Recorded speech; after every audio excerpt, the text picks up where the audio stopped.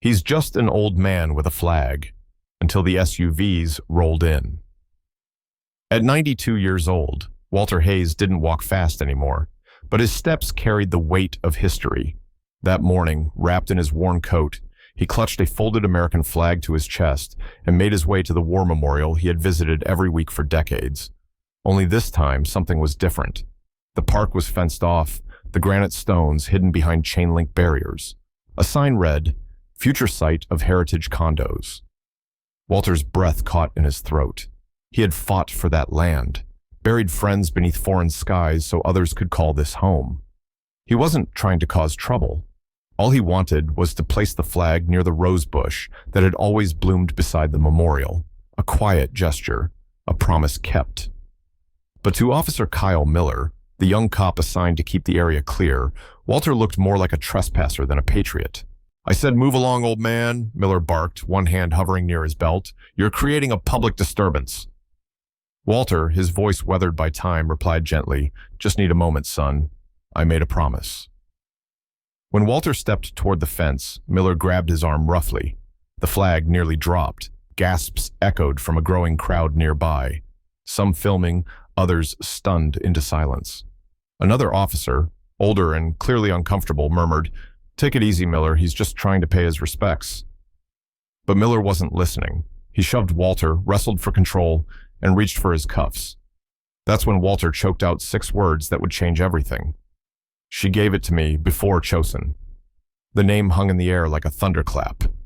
And then came the rumble. 3 black SUVs rolled down the street without warning. No sirens, no hesitation. They stopped in perfect formation, blocking the road. Men in dark suits and earpieces stepped out. The tension shifted immediately. Officer Miller froze, his bravado draining. From the lead vehicle emerged a man in his 60s, polished shoes, crisp demeanor, and eyes that had seen both command and loss. He stepped toward Walter and said one name, "Mr. Hayes?" Walter looked up, eyes blinking away tears.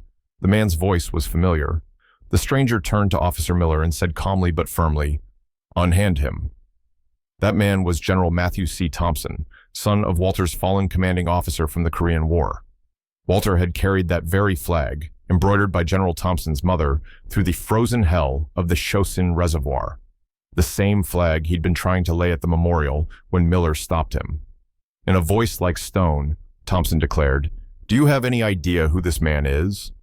The crowd listened as the general told the story, how Walter had been wounded 3 times, but stayed behind to protect the remnants of his unit, how he personally saved the general's father, how he visited Thompson's mother every year with that flag until she passed, and how this land, this memorial, existed because Walter had raised the funds himself. The response was immediate. The city halted redevelopment. Officer Miller was suspended. A new plaque was installed, telling the anonymous story of the flag and the quiet man who carried it. Walter never sought recognition. He simply kept a promise. But now, every Sunday, when he visits the memorial, strangers stop to shake his hand. Some say thank you, others just nod. And he smiles, the flag still folded close, a silent reminder that sometimes all it takes is one act of quiet dignity to stir a nation's conscience. The flag he carried. When a city forgot its hero and a general remembered Walter Hayes wasn't looking for attention. At 92, he walked with a cane, spoke softly, and lived alone in a small 1-bedroom apartment on the edge of town. Every Sunday morning, he made the same quiet journey, 2 blocks down Maple Street, left past the bakery, then slowly up the path to the town's war memorial. That day, like every year on the anniversary of the Battle of Chosin Reservoir, he came carrying the same folded American flag he'd held since 1950. It wasn't just cloth, it was a promise.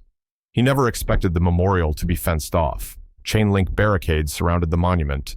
Heavy machinery idled behind warning signs. A glossy banner read, "Future home of heritage towers, luxury living." Walter paused, heart sinking. His legs trembled not from age, but from disbelief.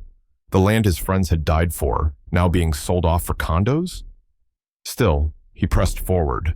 He had no intention of trespassing. He only wanted to place the flag beside the rosebush he and his unit had planted decades ago. But Officer Kyle Miller, a young cop in his late 20s, saw an old man breaking the rules. "This area is closed. Move along, sir," he barked. Walter's grip on the flag tightened. "Son," he said, "this land, it matters." "You're making a scene," Miller snapped. "You and that rag don't belong here." With that, he grabbed Walter's arm. The flag nearly fell. Some in the crowd looked on, some filmed, but no one spoke. Walter staggered, catching himself on the fence. Pain spread across his chest. Then came a name, a whisper, barely audible. Chosen. Everything changed in 6 minutes. Black SUVs rolled in, fast and silent.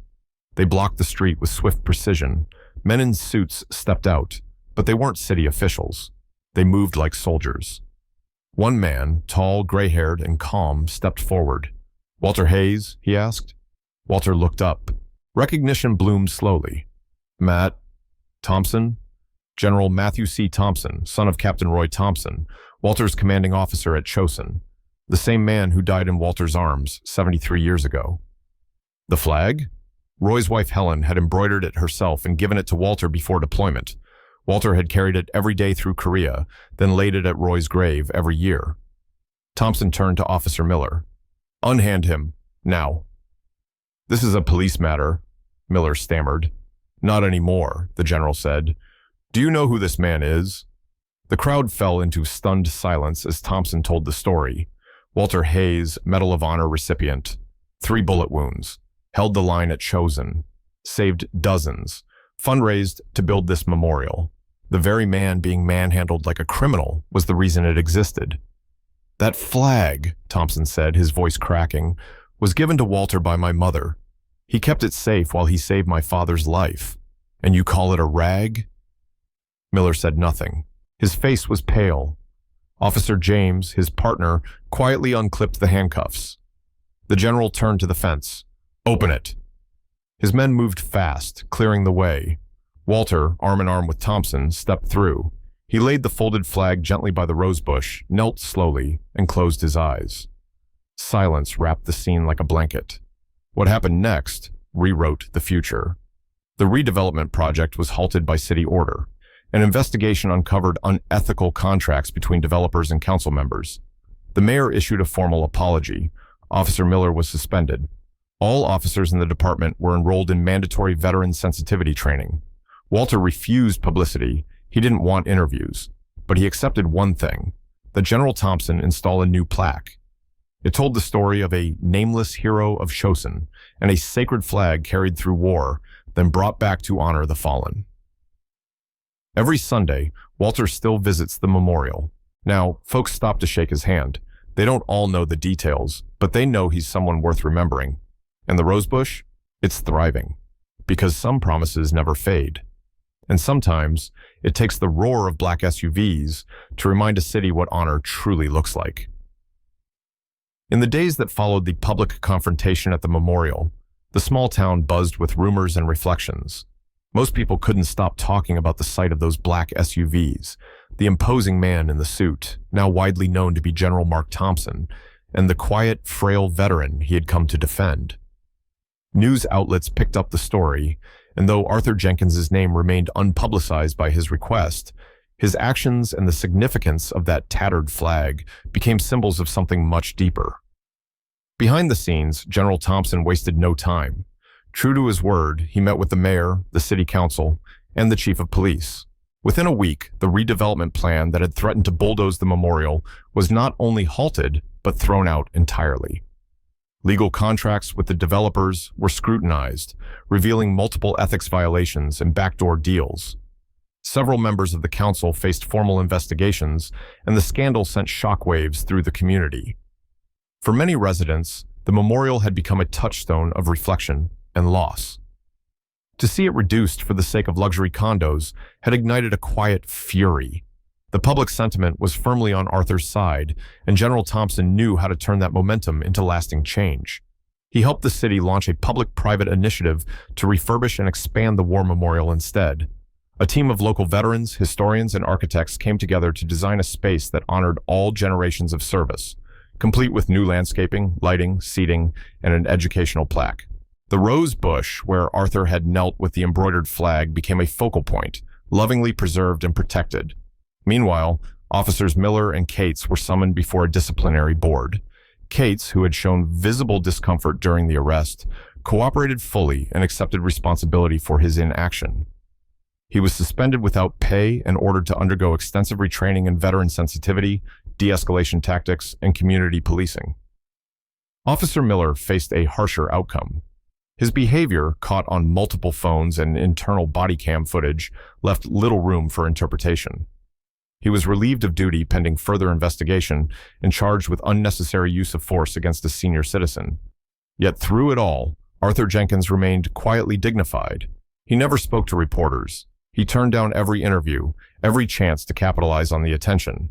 When asked by General Thompson why he didn't want his name on the plaque, Arthur simply replied, "The men who didn't come back deserve the spotlight more than I do." At 92, Arthur still walked with a cane and moved slowly, but his steps had regained some steadiness. He became a familiar face in the town once more, no longer the forgotten old man, but a figure of quiet respect. People who had once passed him on the street without notice now stopped to say hello. Children pointed him out to their parents. Veterans saluted him. Even Officer Cates, after his retraining and return to duty, stopped by Arthur's modest home on weekends. Sometimes he brought groceries, other times he just sat with the veteran and listened. They talked not about the incident, but about service, legacy, and the things that mattered. Cates even brought his young son once, hoping to help the boy understand what real honor looked like. Back at the memorial, the new plaque was unveiled on a cool autumn morning, with the entire community gathered. It didn't name Arthur directly, but those who had witnessed that day knew the truth. The inscription read, "To the silent guardians of freedom, who carried more than flags and bore more than pain, your sacrifices will never be forgotten." As the ceremony concluded, Arthur stood at the edge of the crowd, a new flag gently pressed against his chest. He didn't speak. He didn't need to. The warm sun bathed the memorial grounds, and the roses, especially that one bush, were in full bloom. For the first time in many years, Arthur Jenkins felt truly seen, truly remembered. And somewhere in the silence, he knew Helen's embroidered flag had found its rightful resting place, not just in the soil beneath the rosebush, but in the collective heart of a community that had nearly forgotten what sacrifice looked like, and finally remembered just in time. Arthur Jenkins, 92, wasn't trying to start a protest. He wasn't there to shout or make a... That morning, frail but determined, Arthur clutched a neatly folded American flag as he stood before the fenced-off war memorial, a place that had once been sacred ground. A new construction project had sealed off the park, the city calling it Re. As he stepped forward, hoping to find just a patch of grass to lay the flag, a young police officer stopped him. "You're trespassing," the officer snapped.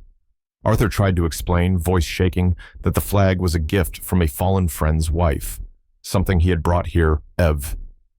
The officer grew impatient. Rough hands grabbed Arthur's thin arms, wrenching them behind his back. The flag slipped from his grasp. The moment was cruel, humiliating.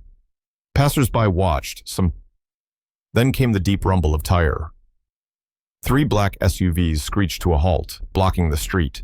Out stepped several sharply dressed men. Leading them was a tall figure with a calm authority, General Mark Thompson, retired. He walked past the SUV. Arthur's eyes with General Thompson. The crowd gasped. Phones lowered. Hearts. With quiet reverence, General Thompson helped Arthur to his knees beside a bloom. In the weeks that followed, the redevelopment was halted. The memorial was preserved. Officer Miller publicly. Respect isn't just a jest. Arthur Jenkins wasn't asking for attention. He wasn't trying to be a hero again. He simply wanted to remember. And in that quiet act of remembrance, he reminded an entire town and a nation what honor really means. It's not about loud declarations. It's about promises kept, dignity upheld, and the coach. If this story moved you, comment, "I remember," below. Share this with someone who believes in honoring our heroes. And don't forget to subscribe for more true stories that prove dignity, courage, and service never grow old.